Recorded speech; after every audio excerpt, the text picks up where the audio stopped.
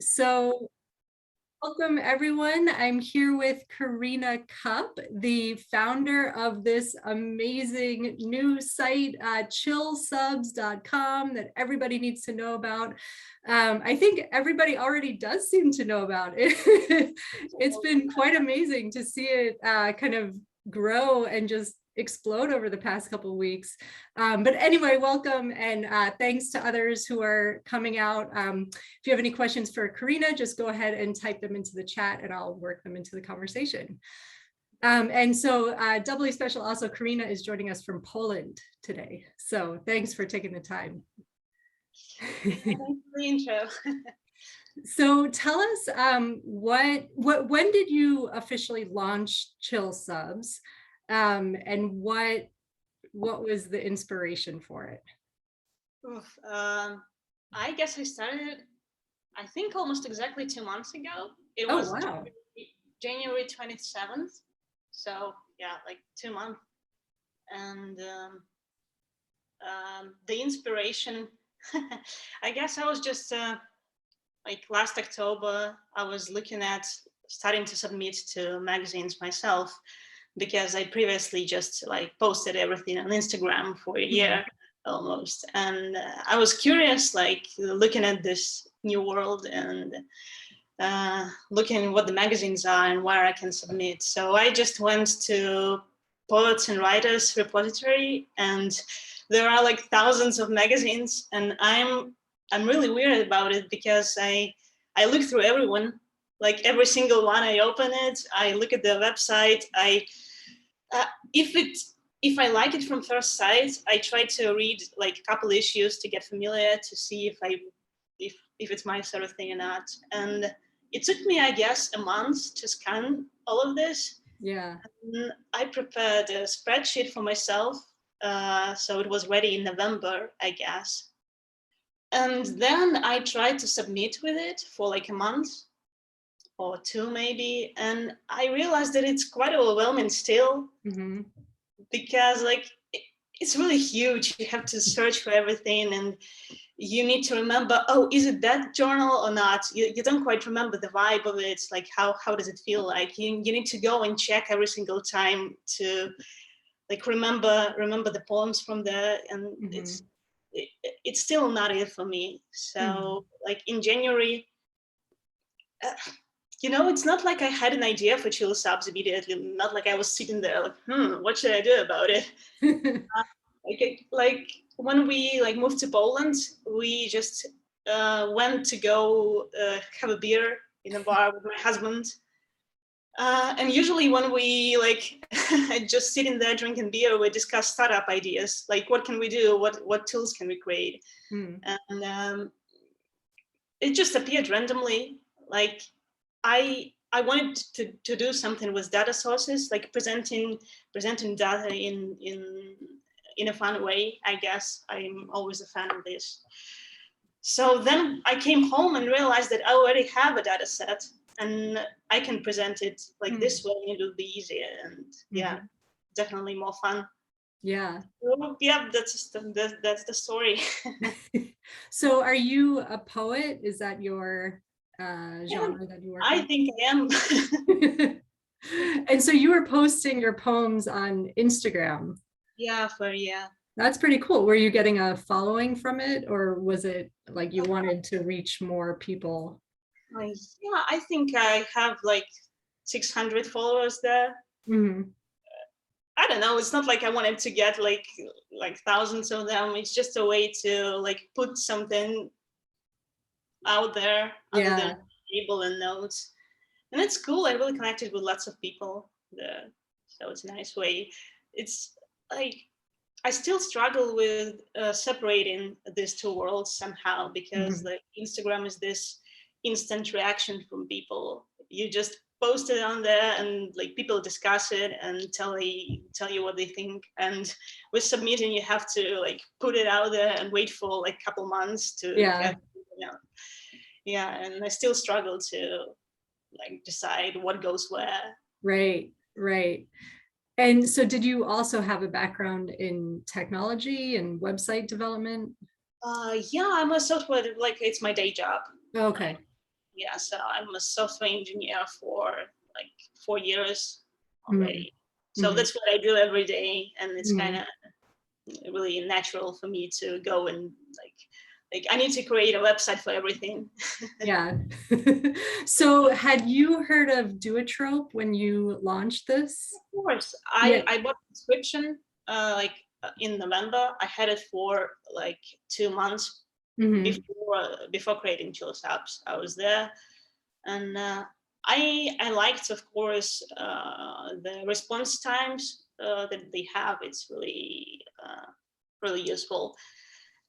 But I still didn't like both Submittable and Duotrope as a resource to find places to submit. It's just pure information there, and it doesn't give you like any emotional response, I guess. Yeah, there's sort of it's just data, but it's sort of lacking personality. I think one thing that's key about your site, and we actually have a question here, which is how is your site different from Duotrope and Submission Grinder? And I'll let you answer, of course. I mean, your site has so much personality that the moment I saw it, I was like, I have to talk to this person and know sort of the thinking process behind it. But I think your site feels very personal.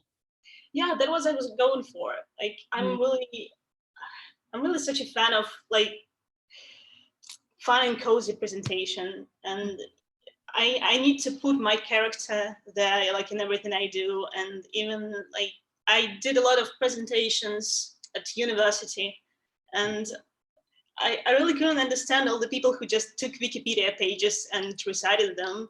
I needed to like grab the information and like transform it into some, I don't know, some crazy stuff with jokes and random pictures and all that. And yeah, here too, I really wanted to make it a cozy, homey place with personality, yeah, as you say. So I still get like Submittable have more magazines, but yeah, I started with personality, but will definitely grow to have all the magazines that they have. Right. Yeah, so it will be both useful and a fun place to be. Yeah. So I noticed like there's the tone of the site feels like deliberately kind of casual. It's definitely or it's definitely not academic, right? It feels like you're talking to your pal over a drink, right? Like, which is a magazine that just wants like your fucking worst. Like that's one of the categories for classifying lit mags. It's like, send us your fucking worst. So is that something intentional on your part where you were thinking like, I want to make something that feels unacademic, it is fun and accessible and like not pretentious? And like how much did you think about the tone of the site? Like definitely on purpose, yeah. Like because I'm a huge overthinker. I think about everything so much, and I think it was a purposeful move to avoid that. Like I'm gonna like do as less like as little effort as I can in this. I won't be like, okay, here we go. Like I will be just chatting to those people because I know how to do that, and I'm the best at just talking casually. Yeah, and I don't know. I myself like the places and the people who don't try to be pretentious, I guess. Just lay it out as it is. Yeah. So I noticed also that there were which I find really helpful, that there's classification of magazines by tier, but it's not typical like how many times the journals have appeared in Best American Stories or sort of ranking. It's just like they're pretty funny, right? Like we're just chilling here is one of the rankings, and weird outsider, WTF even is it? Like those are classifications for the vibe of the magazine, right? And then you have the tiers. So but I know, because I also have the same instinct, and I had a website, the review for a long time, which is like a very similar impulse that I think you have, which is to take this massive amount of information and try to organize it and try to share share that organizing with other people. Like you just want to kind of synthesize it somehow for people. But I imagine it's really hard to keep literary magazines in a certain category, right? Because their vibes overlap. And so how do you decide if a magazine is like chill or outsider? You know, it must be tricky. It is. It's still hard, and for some of those, I'm really thinking about. And some people suggested that even to have a multiple, like have one magazine in multiple categories. Mm-hmm. And I'm thinking of that because there are some that really are colliding somehow. Yeah. But yeah, like the vibe thing was one of the initial ideas. Like even before I started creating the design of the website, I was like, there has to be this thing, and I have to like somehow, like, yeah, it was one of those parts of the character and personality of this, definitely. Like, this is what people, oh, here's my cat. I get. Yeah, because I myself use it a lot. Yeah. Because I have this, like, I don't know, weird poem, and like which one of the like magazines can take it, because it's really specific. It's something that not all magazines take, and yeah. And there are some who like with tears, yeah, the cool ones, because sometimes you have to like start with smaller magazines, and then when you like collect some amount of publications, you're thinking about, okay, I can go for something bigger. Mm-hmm. Yeah, and there is a filter for that. You can like filter the cooler magazines that you can apply to. So yeah, I think it's useful. Yeah. So for the tiers, for like the ranking, how do you decide? Because I saw that like I was surprised a public space I was surprised by the tier that it was in. And I was curious, like do the magazines, when they fill out a form to be listed on the site, do they like self-identify, or is this your own assessment?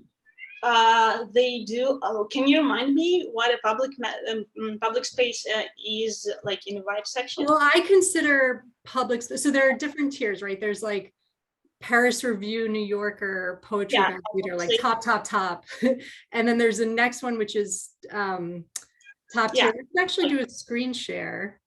I'm looking at it right now. Yeah, send us your best, but less intimidating. Right. Yes. Oops, that's my email. Don't want to do that. Sorry. Yeah,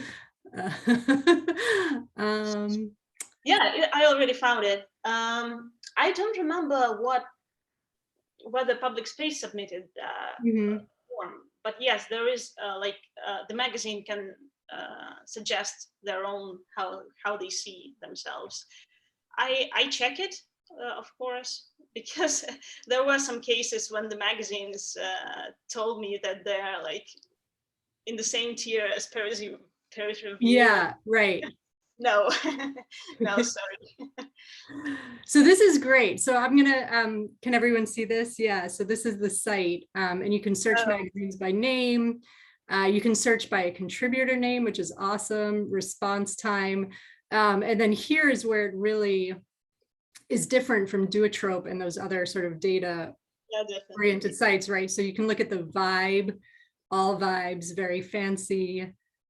And then send us your best, but less intimidating. I think a public space was in there. And I was like, wow. I always think of, so whatever. I mean, it's subjective. I'm sure it's like very hard, to. You know what could happen? Like it's, you're thinking it's the category, like the second one, like the top tier stuff. Yeah. I know what happened, because there wasn't, it wasn't there when I launched it, this category. It was suggested. Oh, I see. Okay. It was suggested later together with Weird Outsider, and because it appeared later, I didn't edit all the vibes that were previously added. I So see. I think I should review it now. It's good catch. I think I will review it today. Well, that's why, I mean, it's really interesting because it's hard to know. It's hard to know, like, a magazine, is it intimidating? Is it top tier? You know, I mean, it fluctuates and it is subjective. And And you know, I really created myself some work here. you did, yes. Together with vibes, and on the magazine page there are like somehow like good things and like issues and examples and contributors. It's a lot of extra work that I just let's do it. Yeah. Yeah. But yeah, it requires some time, but it's something I wanted to have, definitely, because it's a part of this character somehow. Yeah, absolutely. Yeah. So what, I guess that's a good time to ask, like, what are some unexpected challenges that you've had in creating the site? Ooh, you know what? It's I really didn't have any. I Yeah, really didn't that's have any. great. It's like it's one of the most natural things that I've done in my life, really, and it Yeah. flows so effortlessly. Like I really don't have to do anything. The only thing I'm doing is adding new magazines and thinking about new ideas, Right. which I usually do, like naturally again. Yeah. Mm, I think the only, it's not even an issue and not a problem. It's just something I have to adjust to, is having a team. Right now, I like a few weeks ago, I announced that we are a team now, by the way. And yeah, so a few people reached out to me via email and suggested help. And they're like really cool, wonderful people, and we are working together. Like mostly all the help is related to content. We're launching a blog, and we already launched a blog, and so a lot of the content will be added there. And I think what I had to adjust to is delegating some stuff, because I haven't done a lot of it in my life, I think, because I always like take all the work myself, and like I have my vision, I'll do it all myself. And now having people around that yeah, I need to think about how to like give some of the chunks of work to people, and yeah, how to live with that. But it really, even like as Trevor Katna, we are working with them with like content, and they launched a blog and prepared Q&A with Taco Bell Quarterly, and it was really easy. Like they're just, I'm gonna do it, and they did it, and I didn't have to do anything, and it's really such a like I can trust this person to do some of the work for my project, and it's so cool. Yeah, I noticed the blog is a new addition. Yes. Is that right? Yeah. So what sort of things do you envision the blog containing? I think this like Q&As with editors. Casey is the other girl who's helping me with content. She's preparing something. She's studying women gender studies, and she has a lot of stuff to suggest on that topic. So she will be preparing some articles about that. And I think, hello. Yeah, and I think along with the blog, we'll also be adding something like a resources page and referencing some of the resources done by other members of the community, and some, I don't know, some select magazines on this topic, on that topic, and stuff like that. So yeah, and guys like Trevor and Casey has lots of ideas, and yeah, this will be a surprise, I guess, even for me too. But yeah, they're constantly sending me some ideas for the blog and for the content, and it's really great. Yeah, I noticed. So one of the categories too is how many Twitter followers a magazine has, which is not on Duotrope. So that's unique to your site. How important do you think that is in like when you're submitting to a magazine? Do you think about their Twitter following, or how do you think writers should be thinking about that? Honestly, I don't. I don't count it, but I saw that quite a lot of people do, and I know that there are some rankings like out there in the internet, and yeah, people use it. I saw like people on Twitter like discuss this too, and I decided why not? Like if I'm gonna like have this certain like certain like logic, then it can be one of those two. Mm-hmm. Yeah, I don't know. I think it's for me personally, it's not that important because sometimes a really small magazine can hype like crazy, and a bigger magazine won't even post something about like what we published. Mm-hmm. So, yeah. Yeah, I guess it depends on what the writer is hoping to get from their publication. Yeah. Like I'm just given the tools that I think might be useful for some people. Mm-hmm, mm-hmm. So how I see you're accepting donations too. So is that primarily just to keep the site running, or do you plan to monetize this at some point? Yeah, I do. Yeah, right now it's, I don't know, I have quite a lot of motivation, but yeah, I don't know. It's something like an added motivation, I guess. Mm-hmm. Yeah, just to keep working on it. But really, the response that has been is really quite overwhelming, even without the donations. Like the tweets I'm getting every day, like that someone got published using the website, or like that someone like that I brought the joy back to submitting. And oh wow, that's great. Yeah, it's better than a donation even, because you see, yeah, that's so cool, and it's really giving you this energy for the work for this week, and it's really cool. As for monetization, yeah, I'm planning to do that because I really see a lot of potential here, and I won't tell a lot because there will be some surprises. But yeah, we are working on like replacing Submittable and Zoetrope and all the places that the writers use. Working on replacing them. Yeah.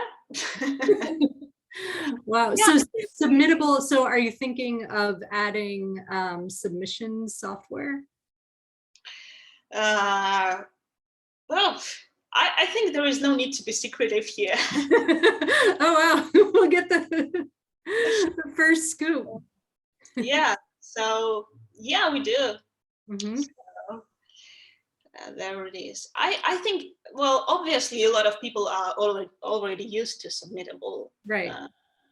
But there's never bad to have an alternative.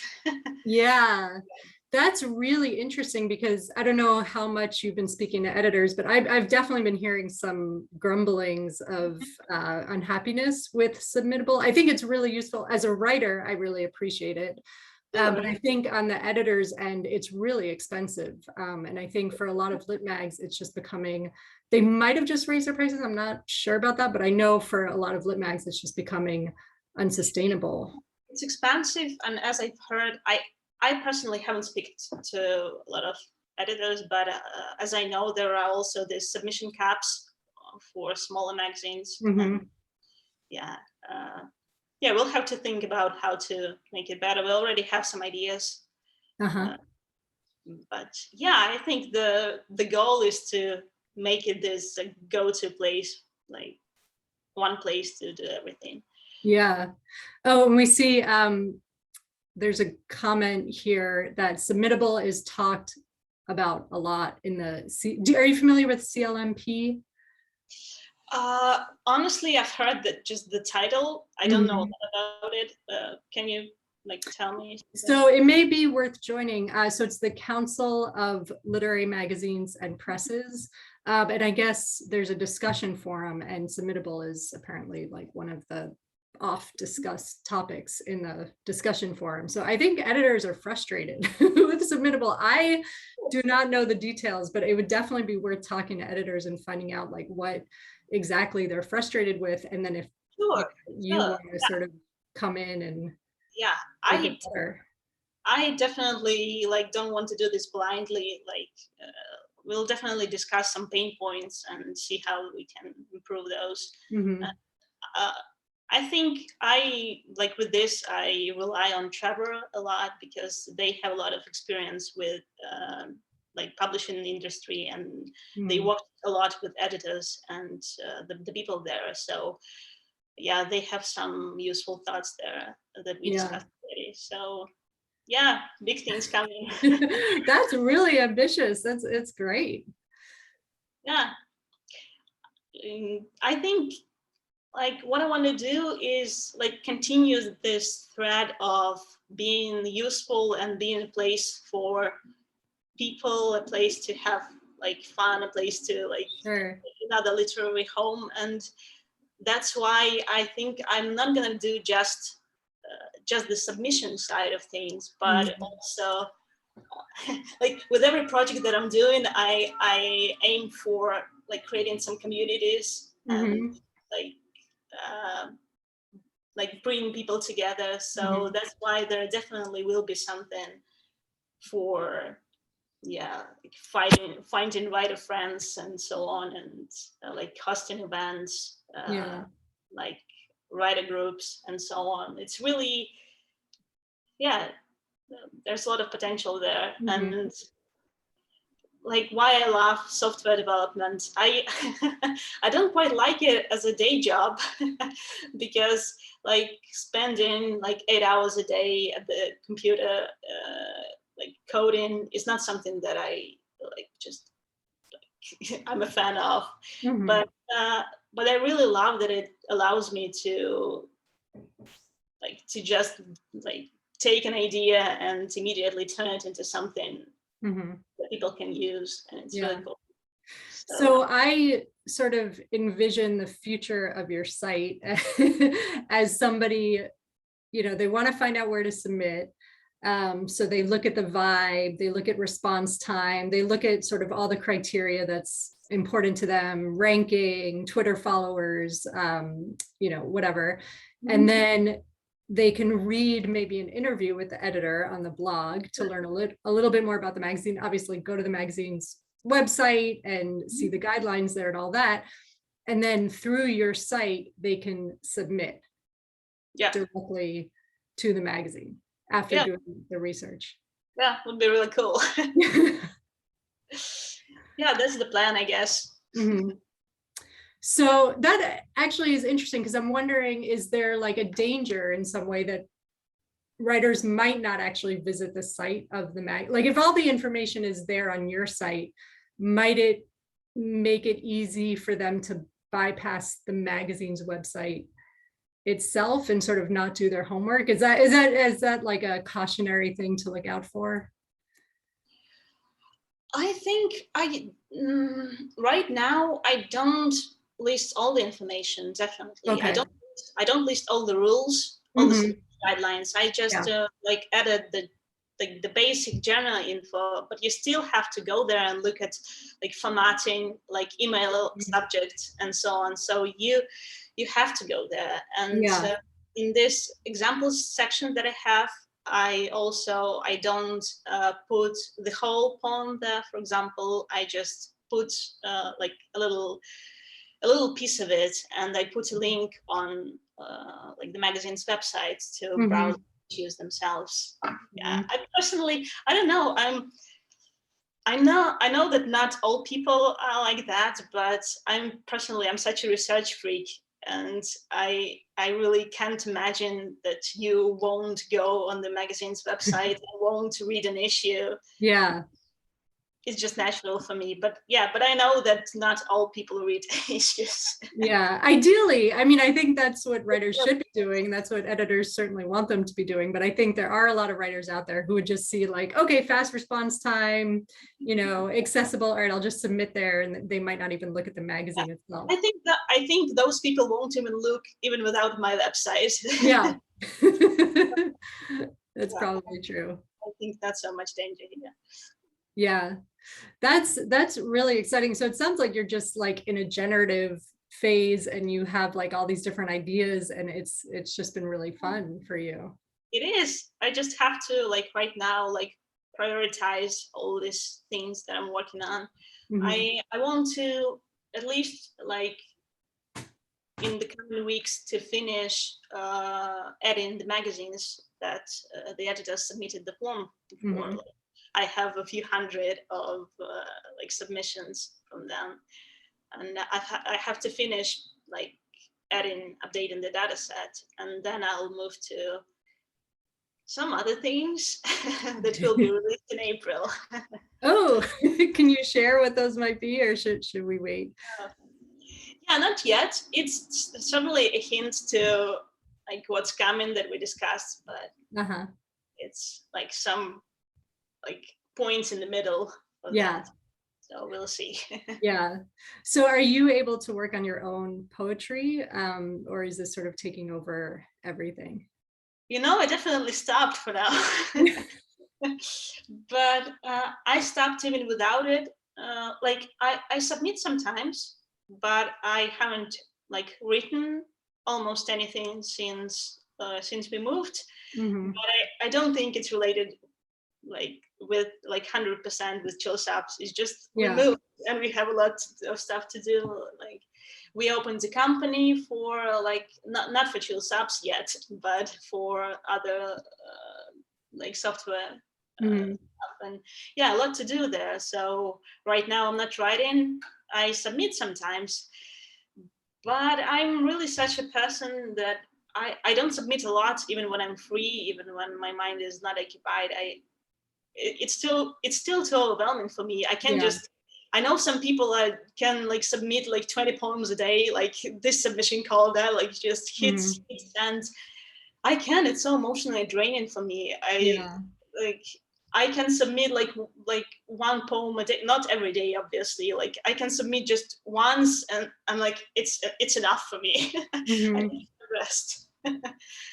Yeah, but yeah, it's hard. It's very hard to write, I find, when you're in the middle of a move. That's like when you're sort of outside, life is in transition. I find it very difficult to focus. Yeah, it really is. And I think now that, you know, what happens like after you move, you start like missing the human connection a bit, especially the one that you have, that you had like at your previous place. And I think this month I started like, oh, I need to talk to my friends more often. So now I think instead of, I really spend a lot of time in my computer most of the time. So I easily forget to talk to my friends sometimes. I'm just isolating and I'm working on this. And I spent like months like in my room isolated. And then like something happens like this time after the move. I remember that, oh, like I really want to talk to someone. I really want to talk to my friends. And I think right now I'm in this phase. I'm like almost the whole March, I'm talking to my friends more often and spending less time at my computer screen somehow. Yeah, so I guess socializing and working this stage of my life. Have you found Twitter to be a source of community? You know what? I definitely see it as a source of community, but not myself yet. I don't consider like Chill Subs integrated pretty well there. Yeah. As for me personally, like my personal accounts, I'm really bad at social media. So, like I myself haven't like integrated myself there yet. Because I don't even read the feed most of the time. Like if I want to check someone's news, I go to that account like specifically. I open it and I read like the recent tweets or something. But I don't read the feed. It's too much for me. Even on Instagram, like when I posted actively, right now I'm not that active like the past few months, but last year I did the same thing. I didn't read the feed. I can't. It's too much going on. Yeah, it's very overwhelming. Yeah, especially when on Instagram people post poems, and I don't know how people like read the feed and do they read poems like that? It's like, Yeah. oh. Probably not. I need to like make myself coffee, sit down and read like everything naturally. Like, yeah. So what are some things you've learned about literary magazines since you've launched this project? oh, learned. Maybe they're more, they're more than you realized. Yes, that's the thing. I think it's really the only thing I've learned, the new one, because it's really I can't keep up with this pace of like editing stuff. I have like even besides the suggestions that people made through the forum, I had like 300 of like my own spreadsheet that I still haven't added. So I had like 300 like 75 magazines in my own spreadsheet, and when I launched it, I had only 75 magazines there, and now it has like 200, and still like 300 or 400 waiting. Yeah. Yeah, I was surprised. Actually, there are a lot of magazines on your site that I've never heard of. Yeah. Yeah. So do you categorize them? Because I know Duotrope tries to classify them by genre. So there's horror and there's action adventure and speculative, but I didn't see that on your site. Yeah, I don't have it yet. I saw it in my suggestions. So someone suggested doing that. I think I'll be thinking about that at some point later, but not now, I think. I find it a little too hard right now to categorize, but maybe once I sit down and think about it better. Yeah. I think it's actually kind of cool. I mean, it seems like you're making the classifications yourself. Sort of like, why do we have to use these conventional genres, right? Like, why can't we think about a magazine in terms of its vibe rather than like, is it horror, you know, action, whatever?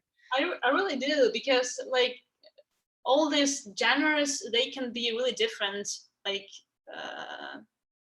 the vibe can be really different. It can be really serious, but and on the other hand, it can be really like I'm sitting there like drinking and writing some weird stuff.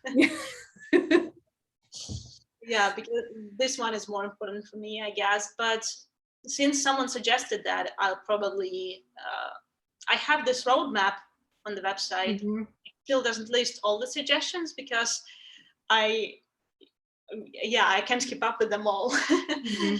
But I need to go through some of them and add the new ones there. And there is the possibility to vote for some of them. And when I see that some like new feature is really voted for, I can like prioritize it and add it later. So Duotrope and Submittable both go beyond literary magazines. Are you thinking that the site will include more than literary magazines, like presses, literary agents, or are you just staying focused on lit mags for now? No, it's one of the goals for the nearest future. I think I've been working on that. Like, yeah, definitely in the coming months. Yeah. Wow. It's listed in the roadmap, the feature for full books and chapbooks and like that. So I'm thinking I'll be adding some initial stuff in the coming months, but it will definitely require more discovering, because I myself am not familiar with this world yet. Yeah. So I need to study this area a little bit more and to find the publications that need to be listed and create another forum for that, I think. But yeah, it's like something for the nearest future. Yeah, that's impressive. So I noticed you have the roadmap where you list what your like concrete things that you're planning on doing in the future. And then there are also suggestions that people can vote on, which I think is great because you're laying it all out for people and you're making the I really wanted to make it transparent. It's transparent, yeah. So I was wondering how important that was to you. Yeah, like I really want, because it's really important, because I realize, again, as a huge overthinker, that sometimes I just shut down and spend too much time in my head. And just I get one idea and think about it for months, and it's really unproductive and sometimes even useless. But as soon as you open up to people and tell them what you're planning to do, and they can share some feedback and tell you specifically, do they want it? Do they like, maybe they don't even want it. And you're sitting there like for 2 months thinking about it, and no one even cares about this. So I realized that it's really a way to make things easier for me and like better for everyone, to just talk to people about what they want. Yeah, that's interesting. So it's a way of holding yourself accountable. Yeah. Yeah, that's interesting. Like one thing I need to improve the suggestions somehow, because some of the suggestions are anonymous. There is, in the suggestion form, there is a possibility to leave your Twitter account. But most of the people don't leave it. And there are these anonymous suggestions that I get. And I feel bad that I can't reply to them. I really want to reply to them, because like, here is your suggestion. I want to thank you at least for giving it to me. And the way the form works right now, I can't reply. And I feel bad for this. So I think I'll be rearranging it somehow in the nearest future. Yeah. Because if they're anonymous, can they type in their email address so you can reply to them directly? No. Right now they can only leave their Twitter account, and if they don't leave it, it's just an empty message that I receive in my box, and there is no other end. And I feel bad that I don't establish this connection. So yeah, I need to change that, I think. That's really nice of you. I think a lot of people don't want to, or they're so overwhelmed that they can reply, but it's a nice instinct that you actually want to reply. I feel really bad, because I have like hundreds of these suggestions, and people who send them, they don't even know what's going on with them. Maybe just put it in the void or something. Yeah, so I want to at least like thank them and inform them that, yeah, I'm working on that. So yeah, need to upgrade this. So what advice, I know it sounds like you've not been at this for too long, so I don't know if you want to be giving advice, but I'm always trying, because everybody wants to start a literary magazine, or not everybody, but a lot of people want to start literary magazines. And I think there's so many other sort of literary mag oriented things that people can be doing. So if they come out of their MFA program, or they don't have an MFA and they want to get involved, but maybe they are looking for something different than starting a lit mag, and maybe like something entrepreneurial or some kind of like website development or software stuff that you're doing, what advice would you give that person?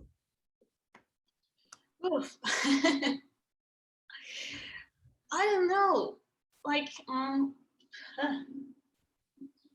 always, like, there is no perfect way to do anything. So I typically don't give any advice for how to do something, because there's so many ways. Like, my only advice for people is to constantly try to do something, and don't aim for some perfect result, because it's really impossible. And a lot of people are like spending so much time chasing some ideal of something that they have, but they don't realize that ideal is not static. Like, we're growing, and ideal always evolves, and you can't catch it. Like, the more you stay there thinking about how to make this perfect, like, it's just useless. So I don't know, I always tell people to just like try, like aim for rejection, aim for anything, like just do as much as you can, like do as many attempts as you can. I really like there is a website called Nomad List. It's for like digital nomads who want to like live in different places, and it helps them to choose a place for like the destination. It lists all the like nomad friendly cities, and they can like filter by parameters and so on and so forth. And the creator of the website, he also wrote an article about creating 12 startups in 12 months.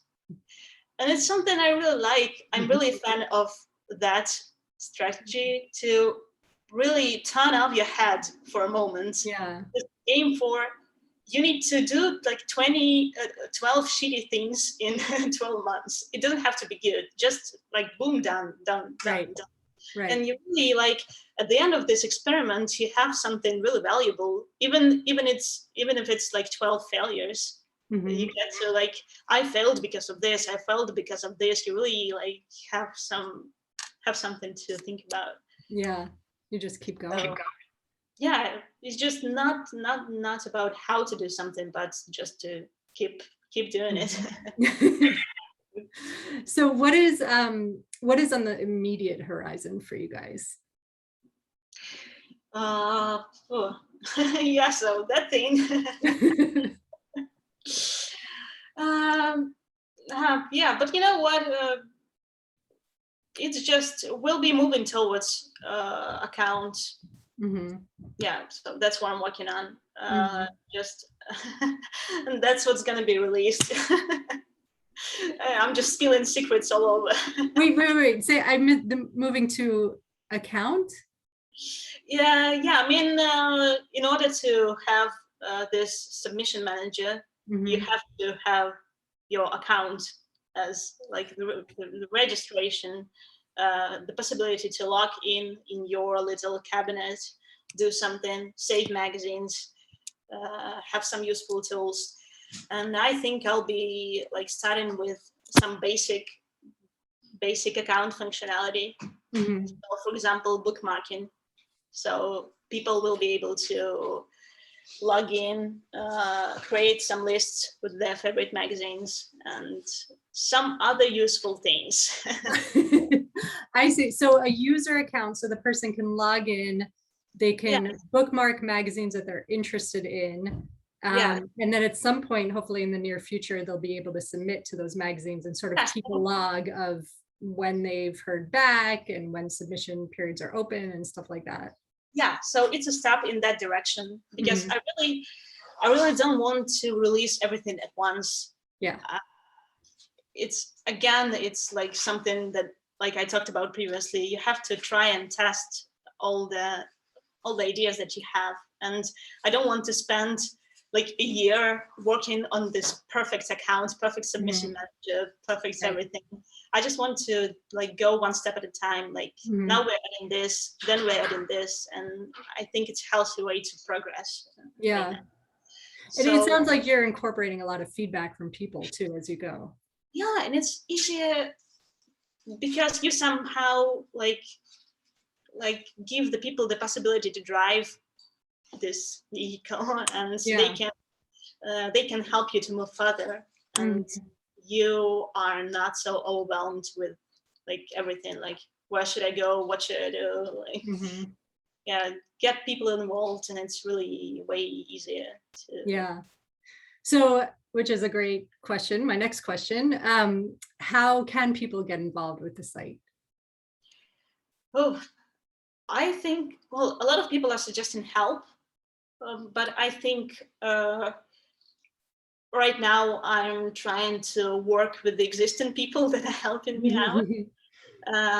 But I think I definitely want to like organize a way to add new magazines easier, because right now I think I'm not doing it as fast as I could have.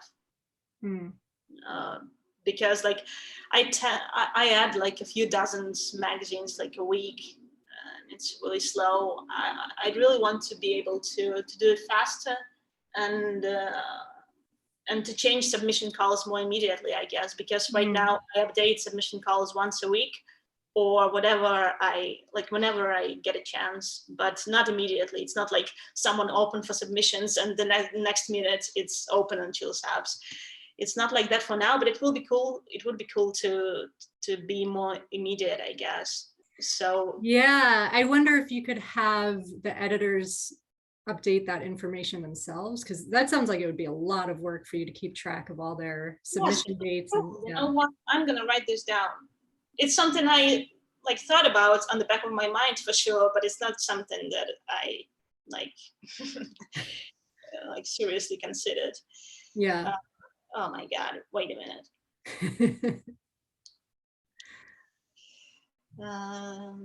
Goals. Yeah, because the thing that I was thinking about is to get some people to do this with me. Mm-hmm. Ideally someone who reads the feed. Yeah. because I don't do it. I usually skip all the updates about the submission calls, and when I sit down to update it once a week, I just go to their accounts and go to their website and check if they're open or not. But if I had someone who follows the feed and who knows who is open and who is not, it will be at least easier. Yeah, absolutely. I think you could do that. When I had the review, I would often get emails from editors who wanted to update their submissions information, or they wanted a new cover, like a new issue came out and they wanted a new cover to go with their magazine information. So it would have been really nice if I could have just said, log in yourself and update it yourself. Because I think people would go for that because it's good publicity for their magazine. You know what? Once we add the submission manager, it will be it will be natural, because the magazine will be on the platform and they will just update the call themselves, and it's automatic. Yeah, but until then, I'm gonna think about it. Yeah. Until then, I probably need to get some help from some other person to do it. Yeah, but then once we have accounts and submission manager, it's quite easy. Yeah, take the help. That's what people always said to me when I had a baby. And I think it sort of is in some ways it's comparable. Starting a business is, it's a big undertaking, so if people want to help, I always say, take the help. And sure, yeah. And really so many people are suggesting help with data and inputting the magazines. Really so many that I get a bit overwhelmed and oh, I need to choose someone now. Yeah. I know. I relate to that. You don't want to turn anyone away. Yeah, because so right now I told everyone that, okay, thank you, I'm gonna think about you. Yeah. I saved the tweets, the messages, but I still haven't thought about it. Probably do. Yeah. Well, it's an amazing project, and even more amazing than I realized. So thank you for all this inside information. And I'm really looking forward to seeing it grow and blossom and kind of take over the literary world, take it by storm. So people can find the site, it's chillsubs.com. And you're on Twitter at chillsubs. We'll get a message. Yes, just thank you, and exciting to hear what's in store for the future. I agree, yes. So your Twitter account is at chillsubs, is that right? Yeah, it is. Okay. So everybody check out this amazing site and go submit to some literary magazines and support it. Support Karina and this site in any way possible. And thank you so much for taking the time. No, it was really, really so easy to talk to you. Oh, good. Likewise.